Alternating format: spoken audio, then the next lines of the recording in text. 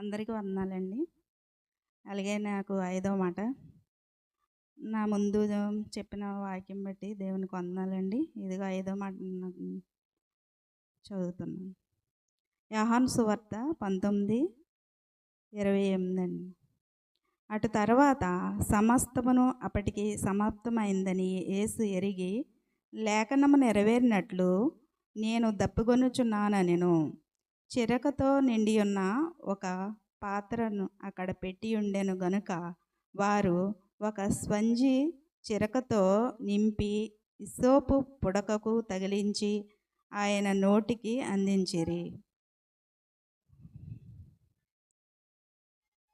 చిన్న ప్రార్థన చేసుకున్నాం.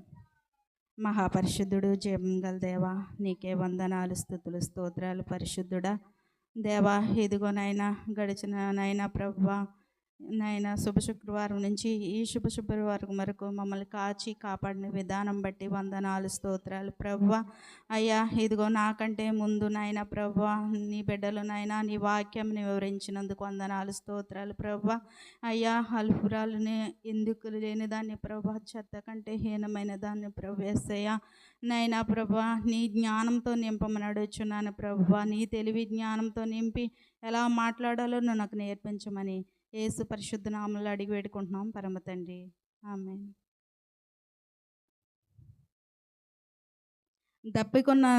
దప్పికొనుచున్నానా నేను అంటే ప్రభువారు ఇక్కడ ఏంటంటే మనిషి రూపంలో ఉన్నారు. ఈయన రెండు రకాలు ఏంటంటే పరిపూర్ణంగా ఉన్న మనిషి, పరిపూర్ణంగా ఉన్న దేవుడు ప్రభు.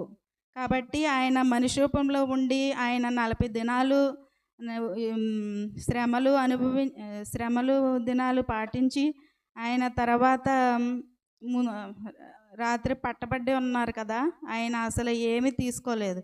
ఆయనను 9 గంటలు సిలువ వేసి 9 గంటల నుంచి 3 గంటల వరకు ఉంచారంటే 6 గంటలు సిలువలో ఆయన అంత బాధను భరించారు. ఆయన రాత్రి లక్షవారం నైటే ఆయన ప్రార్థన చేసినప్పుడు చెమట రక్తముగా కార్చారు.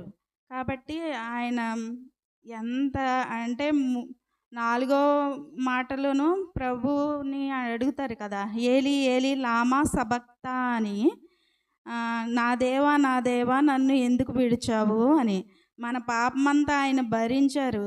అప్పుడు ప్రభు తండ్రి చేయి విడిచినప్పుడు ఆయనకు దాహం కలిగినప్పుడు అసలు ఎంత ఆయనకి మనం ఏమిచ్చాము, ఆయన మనకి జీవజలాలు ఓటలనిచ్చినప్పుడు మనమైతే ఆయనకు చేదు చెరకనిచ్చాము.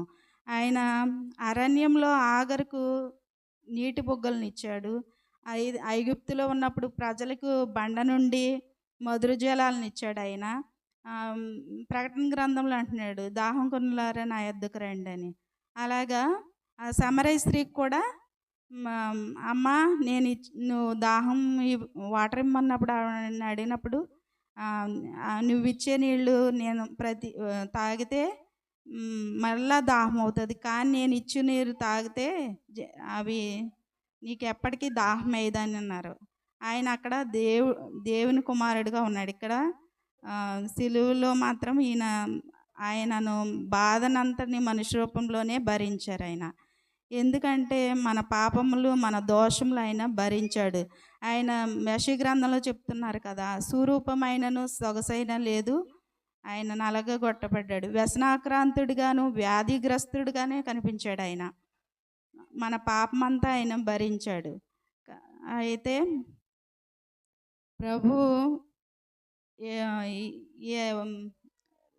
ఇది ఉంది కదా, మనకి లేఖనం నెరవేర్పులోను ప్రభుకి సిలువ వేయడానికి ముందే 1000 సంవత్సరాల ముందే మనకి నెరవేర్పు లేఖనంలో ఉంది.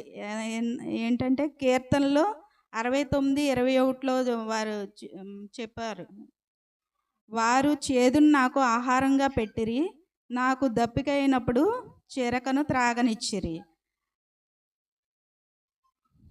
నెరవేర్పు అందుకోసమే ప్రభువారు దాహము అని అన్నారు. ఆయన దాహం అంటే మామూలుగా మనుషులు దాహం లెక్క. మనమేమిచ్చాం ఆయనకి? చేదు చెరకనిచ్చాము. ఆయన మనకు అన్నీ మంచివి ఇస్తే.